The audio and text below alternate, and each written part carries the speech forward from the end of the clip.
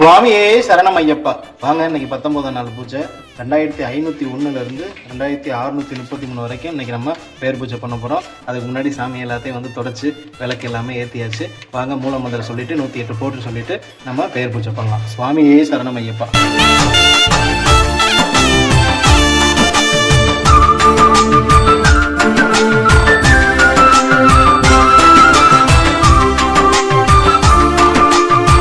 பேர் பூஜை பண்ண போகிறோம். ஒருத்தருக்கா பேர் படித்து